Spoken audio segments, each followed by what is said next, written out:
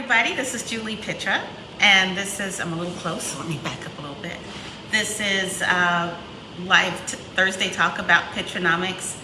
This week we're talking about professional health, and we have on some wonderful people from Lawyers Title that I have to hardly recommend. They've handled a lot of my personal investor business, and I just want to introduce Grace, who's been awesome. So if you ever need a good contact person with Lawyers Title, escrow, anything you need, please give her a call. Grace, put your information in the chat for those that don't have it.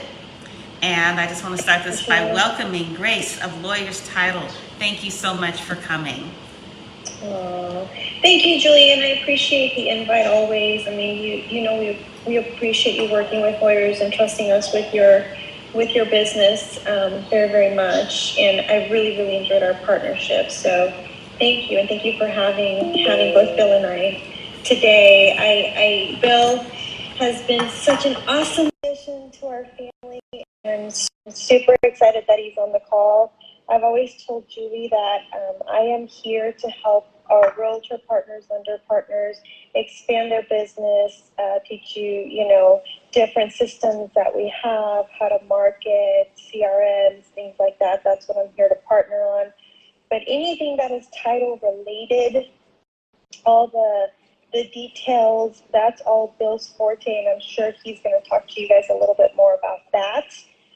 That is definitely not my specialty, but that's why it's so great to have a partnership like the one that we have, because it goes hand in hand. I can definitely help you with one side of the business, whereas Bill can help you with the other. And that's why, Julie and I have had extensive conversations about surrounding yourselves with the right people, with the right partnerships that are going to, truly enhance your business in any way, shape, or form. And that's what we're here to do. So, Bill, introduce yourself, let them know kind of what you do and how wonderful you are at what you do.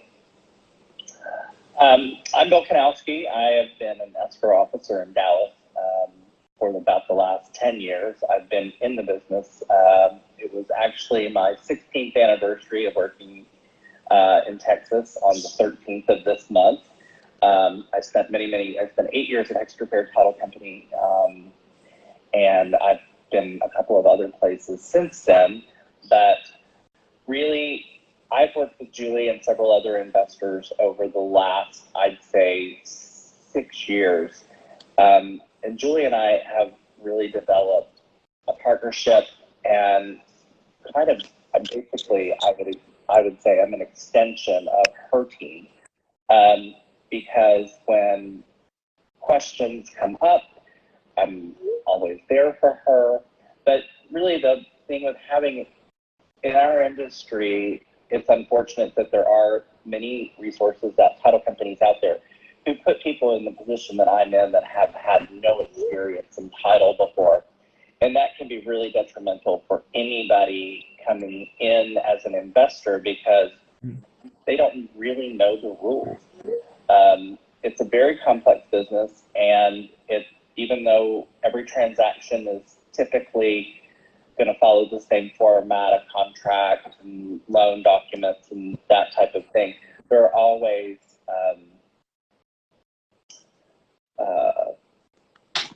things that make it different and create sometimes obstacles, but we're in the business of getting you away from obstacles and making everything work, because you've worked so hard to get where you are with that particular deal.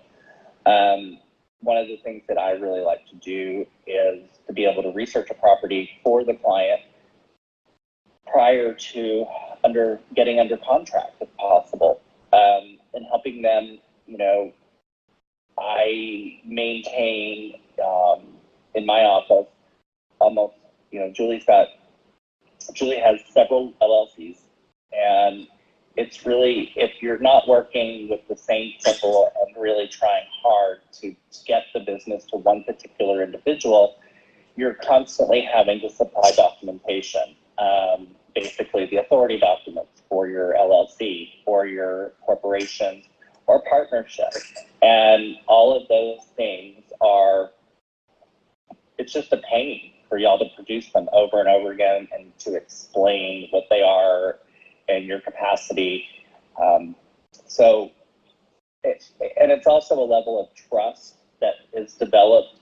There's plenty of other good people out there, but when you find someone like Julie has in me, she knows that I've got her best interest at heart at all times. And if I see something that's not appropriate or that may lead us down the wrong path, I'm there to help correct that and get us back on track. I just like what I do, and I like helping people. And I think that's the biggest thing, is that for me, this is part of my life. This is my career. I am committed to it.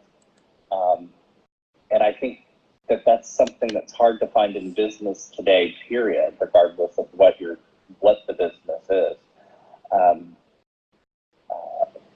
It's nice to have a sounding block, which I have been for Julie on many occasions, and for other customers too. There's a lot of folks out there that are involved in this business, and we just want to make it, my goal is to get everybody what they want and for everybody to be happy. And sometimes that's not always accomplished, because some people want you to do things that are inappropriate. And, it's just like everybody else. It's your livelihood, you've got licenses, you've got reputations, and you're only as good as your reputation. And I will stand behind the fact that I know that I always try to do the right thing by everybody. So, can I jump what in else and to add say? something? Please, Well, I want please to jump add in, one Julie, thing. guide me a little further. No, well, so one of the things I want to point out, that having a relationship with an escrow agent and with a title company is they know what you're trying to accomplish with your business. Before you even start a particular transaction, if you've done business over a period of time, you have a relationship and they understand your business and they understand what you mean to do. And they help you figure out how to do it, how to go through the particular steps to accomplish what you want. And I just want to share an example. And I don't really talk about my what I own and any personal details about my business that much, but I will share this. There was a property, I guess, late last year that I had tried to buy. I went with the title company that the seller wanted, and that title company could not deliver clear title. I mean, it was a mess. And at first I thought, well, this isn't going to work out, but then I talked to Bill and he agreed, hey, if you transfer title over to us, we'll see what we can do. They could work it out. That required me, in the middle of a transaction, to say to the seller, hey, this isn't working out with this title company. I think my title company that I use, that I trust, can deliver clear title. Can we move? Now, I don't know how common that is, but I am so glad that that seller agreed to do it, because after, I don't know what kind of work you did on that bill, I was conveyed clear title. I did not want a special warranty deed. I wanted uncontested title. Something like that, I don't think is that common. Bill, is it common to be able to change title companies mid-transactions like that? I don't know. I mean, I know you did it for us. It's not something that happens very often. I mean, most underwriters are pretty consistent with their perception of a particular situation. Depending on your escrow officer and their relationship with the underwriters, there's many times that we can go and we open a dialogue and we can work through it and we come up with alternatives and ways to work around it. It's just the fact that I'm committed to helping Julie achieve her goals makes me work harder than somebody who's just getting a random contract across their desk. And I think that's what makes, that's what makes the relationship work and beneficial for you as the client. Yes, so I think I can't go enough about how important it is to develop a relationship with the people that you're working with, and that relationship be based on, you know, mutual advantage. And I give Bill complete business and repeated business, and he understands what I need to do in my business. So that's the relationship. That's one. And two, this relationship wouldn't have lasted as long if I didn't feel that Bill was supremely competent in what he does. So you can like someone a lot or whatever, but you need to feel comfortable they will get the job done for you.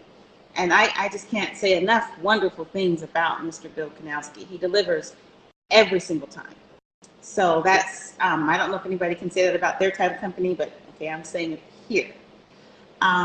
The other thing that— I'm glad this is being recorded, Julie, because I'm going to use that in some sort of advertisement. You're going to use that, you're going to take that piece, yeah. You have to be able to— I'm going to take that piece and I'm going to here, use it well, for marketing. touch up what I look like, okay, when you do.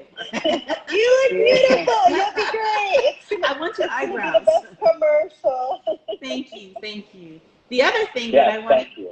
Oh, thank you.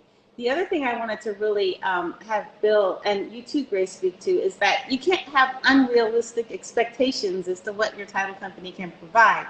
So if you guys would like to share what you wish clients knew to expect from their title companies before they get into the transaction, I would love to have that shared here.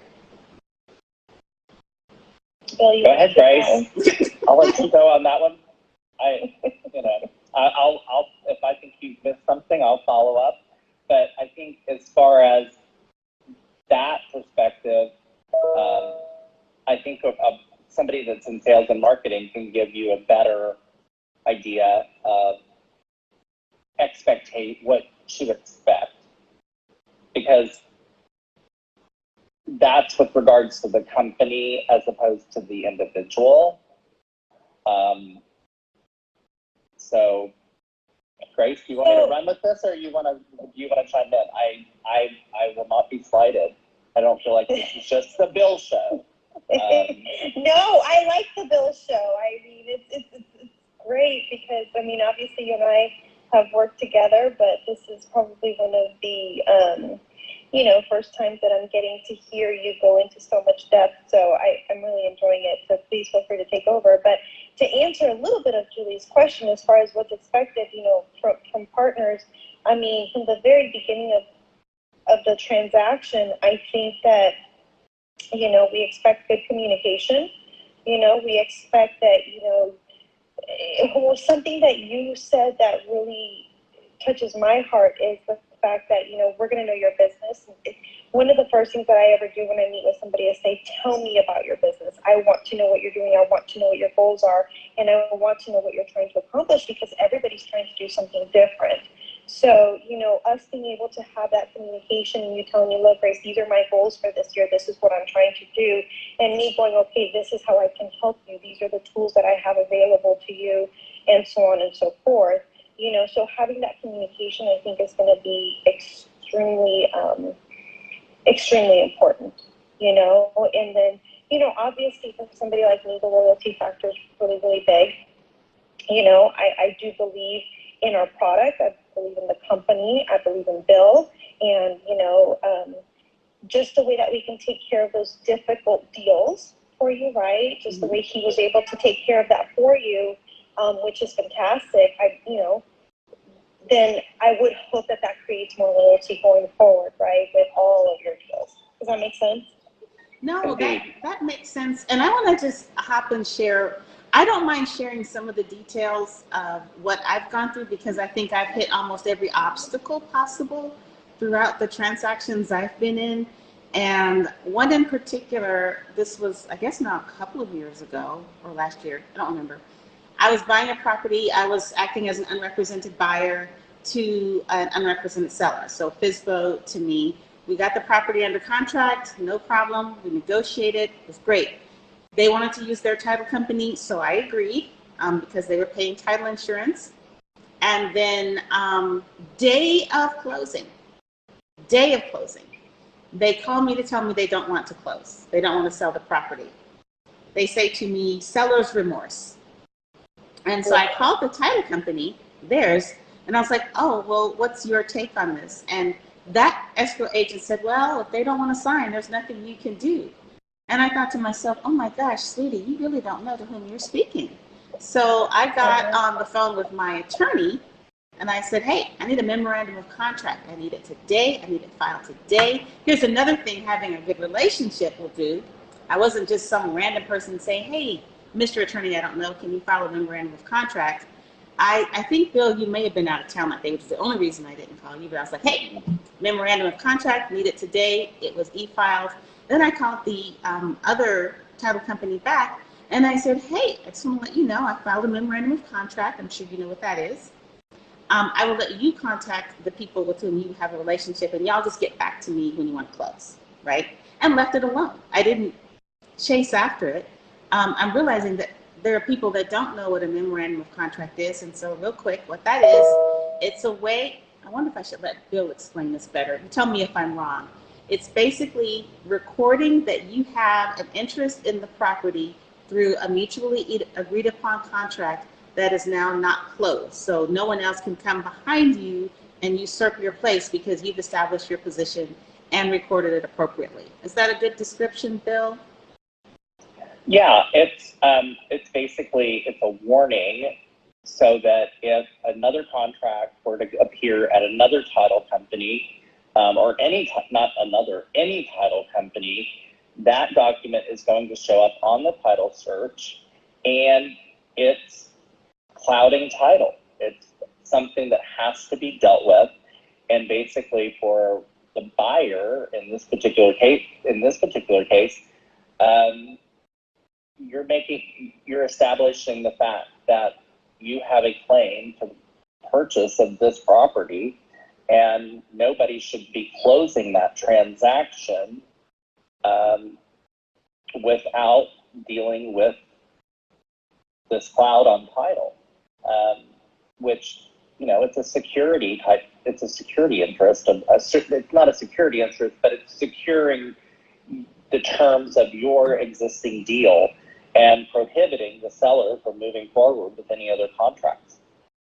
Exactly. And one of the things that when you're buying and selling real estate, you want what's called clear title, as clean as you can get, so that your interest in the property isn't obscured by somebody else's interest. No one can claim that they have a prior interest in the property than you.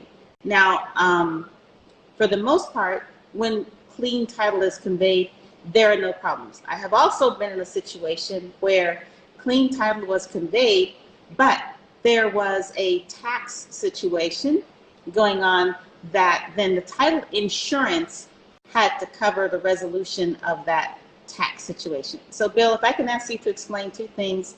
What is title insurance and why is it important? What is the title company's role in providing that? And two, what exactly does it mean to convey title? I don't know if people really understand what that means. Okay, well, let's touch on the concept of title. Title is a concept. It's not what you get when you pay off your car or your boat or your motorcycle. That's a title document. Title in property is conceptual, in that we refer to the party that's in title as the current vested owner. And to become the current vested owner is by warranty deed.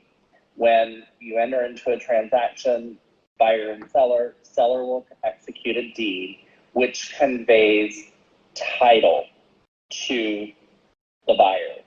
Again, the deed represents the transfer and is recorded of record so that the taxing authorities and title companies know who owns it. It has the right to sell it or to encumber it or with a loan or anything of that nature.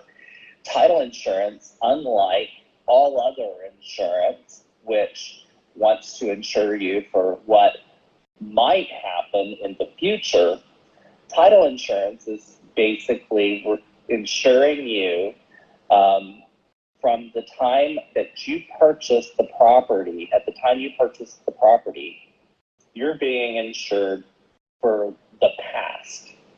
So that if anyone were to come forward and say, oh, this is my grandmother's property, I was one of her heirs and I was not included in the transaction, you, as the current owner with that title insurance policy, you're going to be insured for the amount of that you were, up to the amount that you paid for the property, your investment. So that's how title insurance is different than other types of insurance, and why we work so hard to make sure that we clear everything that we find, because we're insuring it. And that's why people who do, just do deeds between each other and exchange money, it's extraordinarily risk. It's beyond, it's not a risk worth taking. You should always go through a title company and have a title search, and professionals examine everything that's in the chain of title, every document that's ever been recorded, and search names to make sure that there are no judgments or tax liens, federal tax liens, anything like that that's going to stand between you and Clear Title and us being able to insure it. I personally, I know I'm in the business and I'm selling title insurance in a way, but I wouldn't purchase property without it. It's just not. Mm-mm. And I guess Julia's had an experience. Oh, go ahead, Greg. No. I mean, I'm so glad that you explained it that way, because I've actually had, and I've had twice investors say, well, can we close on this without me having to pay for title insurance? And I'm like, what? What? Sure. Do you understand the risks? Yeah. I'm kind of speechless, and I mean, I love the way that you're explaining it, Bill, because I mean, it's simple yet very powerful, and I think sometimes people look at title and they're like, oh, that's what we're just going to go sign. That's where they keep my earnest money. And I'm like, no, that's actually not the case. I mean, you can sign at a Starbucks. It doesn't matter where you sign. Yeah. It's what happens in the background. We're an insurance company. We're insuring something so incredibly valuable. But depending on who I'm talking to, I'm like, if you went and bought a brand new Ferrari, drive it off the lot without insuring it. If I'm talking to a female, I'm like, if you had a 10-carat diamond on your finger, That'd be hard to walk but yeah, but I love that explanation. I truly do. I think more people really need to understand what we're doing. Well, go ahead, Julie. Well, I just wanted to speak on a couple of examples. So yes, one, I bought a property that had a tax lien that I guess wasn't recorded in time for the title company to catch that, to cloud title. I almost closed on a property. This was really unfortunate, not for me, but for the seller. They had bought a property with a quitclaim deed, which wasn't a full and clean transfer of title. I was trying to buy this house for $15,000, maybe $20,000. It was a couple of years ago. And then I said, you know what, let's go ahead and put this through a title company. I was like, yeah, I know you've had it a while, but let's put it through a title company. And the seller was like, no problem. So we went through a title company. It was actually through a wholesale deal. And it turns out they had a $72,000 tax lien against this property. They had not paid on this tax lien from like 30 years prior. So they'd had the property a while. They hadn't paid on the tax lien. I was sitting there like, how do you not know that? But they didn't, or so they said.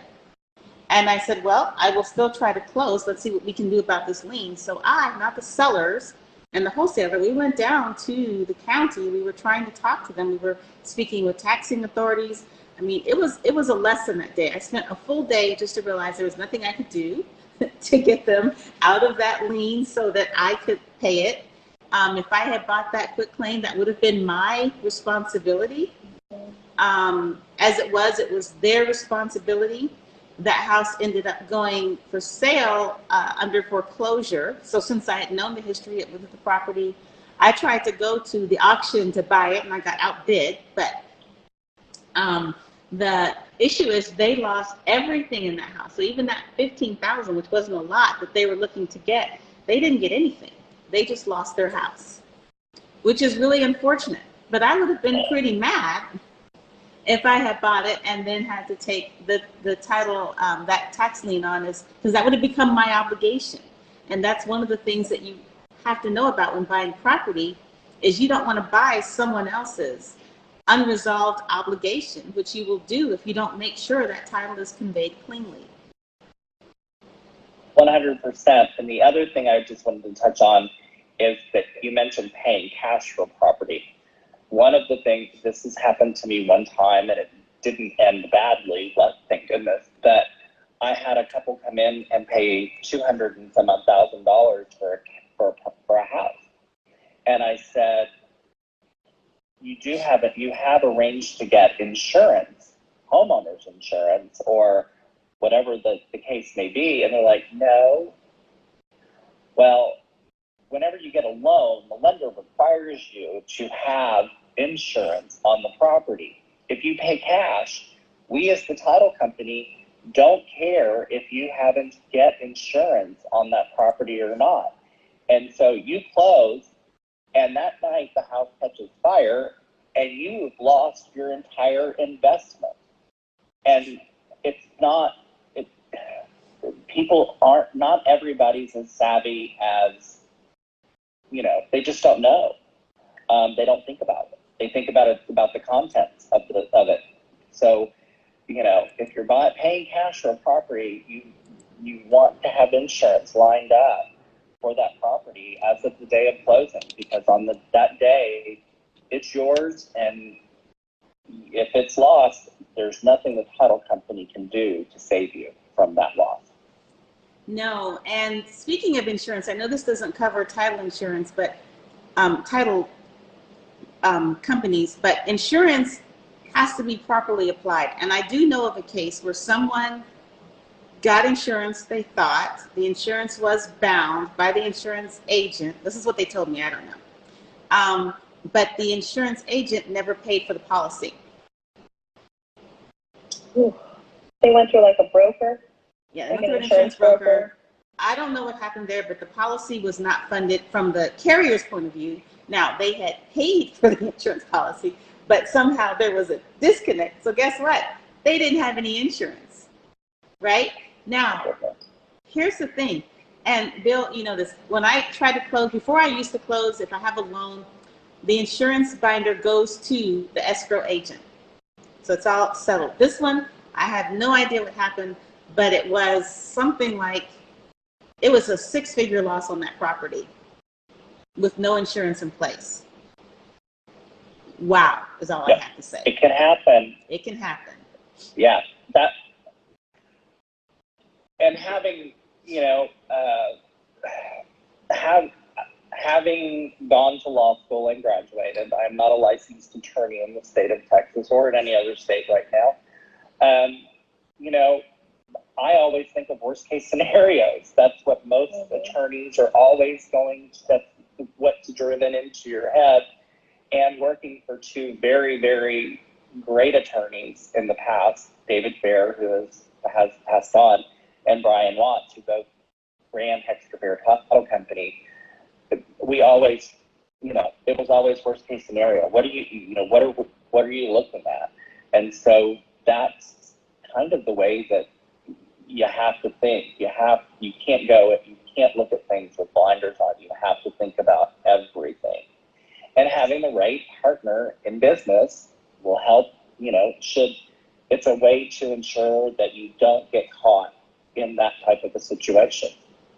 That's right. And I just want to say one more thing. It is not a title company's responsibility to explain to you what the clouds on title are. They send you what's called a title commitment. It is your responsibility to look at it. But I am so pleased I'm working with someone that if I call and say, hey, I don't quite understand what's on that, what is it? Which schedule is it, Bill? Schedule C is our Bible. It's the one that we have. That's our roadmap to closing and conveying clear title. Schedule C contains all of the requirements that we have to fulfill in order for our underwriter to allow us to issue title insurance, as opposed to Schedule B, which are all of the exceptions to coverage on your title insurance policy, which will appear on the title insurance policy.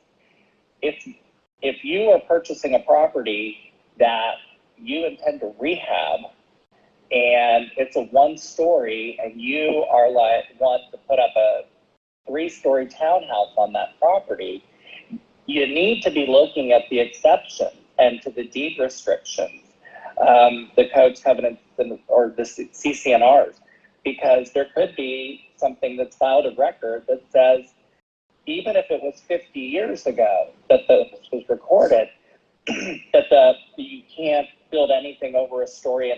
Well, guess what? You're not going to build anything that anybody in the neighborhood can stop you from building that. Restrictions are a big, big deal. And people don't look at them sometimes closely enough. And we provide them when we send out the title work. And I would probably bet that most people just glaze over the title commitment and don't look at the supporting documentation. And if you have a specific mission, you really need to make sure that that's known. And you can ask your title. I mean, any escrow officer should be able to look at Schedule B, pull the documents, the pertinent documents, and let you know if what you're trying to accomplish is doable. And that's not providing legal advice. It's just being able to read black and white on paper. It's a public record. So that's another possible pitfall. And it's important to be able to ask, because most contracts here in Texas have a period of days after you receive the title commitment that you can choose to either object to issues in the title commitment or terminate the contract. So it's really important. Let me just reemphasize. It's really important that somebody on your team that is looking after your interests is looking at title commitment when it comes. And if it's not you, you need to have a trusted partner. And I don't mean they're taking your side and being biased anyway. I'm just saying you need to be able to ask a question. Hey, what does this mean? You have to look at it. I don't understand people that don't even look at their title commitment. Well, that's where we have to start, because I know many that don't look at it and they're like, oh, you sent that? And we're like, yeah, like 2 weeks ago. We sent it a long time ago. And they don't feel the need to really, it's an important document. It's a very extremely important document, so let's start there. Open it up. Open it. And Open it up, read it, and ask questions, And its arrival is important in the course of the contract. So it's one of those things, it's like, okay, title commitment will be conveyed, and then these things can or might happen. X title commitment has been conveyed, the clock starts ticking. So it is a time of the essence issue in your contract. There was one thing you mentioned, Bill. Can you just explain CC&Rs? What does that mean? Just in case. Covenants, code, and restrictions. Those are things that are filed at the time a subdivision is created. There are some subdivisions that are very, very old in Dallas that don't have any. But most of the stuff that started being built in the 50s, the developers of the parties that are creating the plat for the subdivision file these documents because they want to preserve a certain standard for the neighborhood. And they, most of the time, they run almost in perpetuity. So it's really important to look at those things. And if you have, like I said, if you're purchasing a property and you have a set of plans, you need to make sure that you look at those restrictions. And if you don't know, ask questions. Because the last thing you want to do is buy a property and not be able to Do what you want. develop it or do what you want with it. Exactly. My very first broker that I worked for, his name was Rogers Healy, and he knows a lot. But one of the things he talked about, which made me think, was that a lot of people buy homes in Texas that they want to put pools on, right? And they buy the home not thinking about understanding whether or not they'll be able to put a pool or the kind of pool that they want. And what he says is, as an agent, please ask your client what do they plan to do with the property. Now, I'll do that to some extent. I'll try to protect them to the best of my ability. But if you want to put up, here's an example. If you want to have a house and you have an existing fence and you look at your survey and the fence is maybe a little bit outside of the property line and it sat like that for a while, well, that might not be a problem. But will be a problem is if you want to put in a pool with stonework up to the line of the fence, which is not now within your property. So if you're going to buy a house that you're going to put a pool in, go ahead and get the pool guy in there, look at the property, sketch it out, well, not sketch, draw it out, find out where everything needs to be, and then make sure that we put some provision, for example, in those objections. Buyer intends to put a pool, whatever, meeting these requirements, attach the paper, you have 4 or 5 days to object. If those plans can't be implemented because of some either restriction from the property whose documents you will receive, or if you receive the survey and there's some kind of easement across which you cannot build anything, then I can't do what I want to do with this property. You might still choose to buy it. However, you need to always know what you're dealing with. And there was one time, Bill, I don't know if you remember, I got a property under contract that I had intended to wholesale, and it turns out it was in a flood zone. It wasn't an area I was familiar with, but it turns out it was in a flood zone. And I was able to get out and get my money back, even though the seller did not sign the release of earnest money. But I did terminate according to the terms of the contract, and after a while I was able to get my earnest money back. This is how you protect yourself, by knowing what it is you want to do and by using partners that understand what you want to do so that you can accomplish what you want to do through these competent partners that you've communicated with. Can I just say that again? That you've communicated with so they understand what it is you want to do, and then they can help you accomplish that. I don't know if you agree with any of that. We're just here to make dreams come true, right, Bill? There you go. Yeah. We're here to help. And yeah, absolutely. Okay. And we can't do the due diligence for you, but we can help you with your due diligence if we know what you're trying to accomplish. I can't say how many times Bill has asked me, well, what are you trying to accomplish here? That must be your go-to phrase. Well, what are you trying to accomplish here? And it makes me think, well, I'm angry or I'm annoyed or, okay, but okay, this is what I want to accomplish. And then he'll usually say, well, you can do this or this or this and this. I get a very clear roadmap as to what I can do to accomplish what I want to do when I explain it. So thank you for that, Bill. I always have options from you. I do my best. And I think I'm about to lose the charge on my earbuds. Oh. So if I go out, it's not because I just cut everybody off. Oh, that's okay. Maybe we'll hear you on the phone. But I don't know if there's, let me see if I can, I'm going to lose the charge on my phone too. I'm trying to figure out. If anyone has questions on Facebook, can you, well, hopefully just type them so I can see them in the screen. But those of you in Zoom, does anyone have any questions that you would like to, did I say that correctly? Do you have any questions you would like to ask? That we have these wonderful resources on Zoom?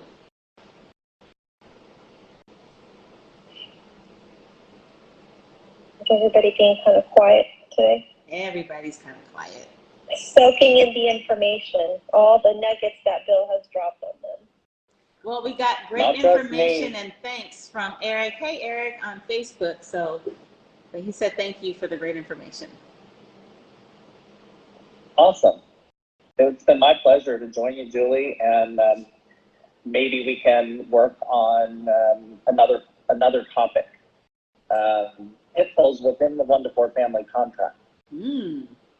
Yeah, that takes hours, I think. In order to convey to someone how important that contract is, you have to be willing to focus. That's not a... Well, there are certain things that people miss, and not to go into too much detail right now, but there are certain things that people don't realize have major consequences.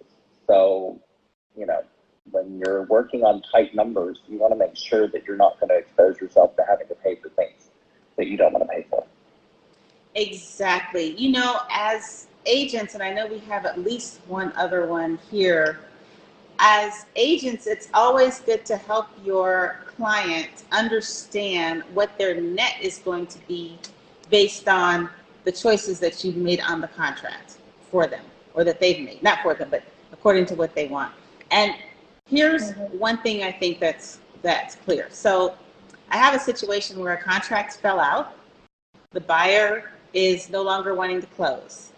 And in the contract, it is written, the way it's written, is that the seller will provide a survey. And if it's not acceptable, then one will be provided at the buyer's expense. So now that the buyer's terminating, he is going to lose the money to pay for the survey because that was part of his requirement. Now, I'm pretty sure his agent is preparing him, but I don't know if that's going to make him happy. I'm sure he's thinking, I'll get all my earnest money back, and he will, less the cost of that survey, which is a few $100s.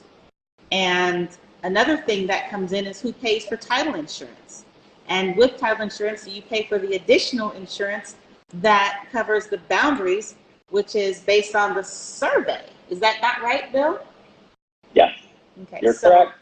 When Bill talks about pitfalls of the 1 to 4 contract, you know what? We should have a training, Grace, for realtors, or anyone interested in understanding the 1 to 4 contract and what pitfalls there are. That would be a great class. Bill, thank you so much for volunteering to teach that class at some day. We actually do offer that class, and now I'm going to have Bill teach that class. Yes, I love that. And I don't know if it was glossed over, but he has legal training at having had a JD? Is that what you have? Yep. Okay. Yep. So I that's one of the reasons I totally adore Bill, because he is meticulous and detailed and goes through things with a fine. Oh, are those gone? Oh well. So, I lost one. I got one left. got one left. So I think it's an amazing thing to know your contract, which is why I'm always surprised by people who want to sell their home by themselves and they've never really sold a home, and they're like, oh, we don't need a realtor. We don't. Okay. You don't. The one time, I think that person learns, Bill, when you come up against someone like me and you're not an experienced buyer and seller of homes, and then you want to take some left on the transaction, the experienced person wins hands down every time. They should have had an advocate. 100%. They should have had an advocate. And we can't play advocate for anybody. We are a neutral party. And even though he's a great escrow agent, he does not mess with his being the neutral party. He does not cross the boundaries. And so I just love that. That actually affirms my faith in him, that he stays ethical no matter what. So thank you. You're welcome. I can't speak highly of you enough. You've just been so wonderful. We've been working together 5 years now. I think it's been close to 5. Yeah, 5. Yeah, 5 years now. So there's time in this and relationship. Under unlikely circumstances. So it was really a great. You never know when you're going to find the right people. Exactly. So, well, I don't know. Does anyone have a question? I'm just going to say one thing. My whole concept of Pitranomics is to grow, protect, and transfer your wealth.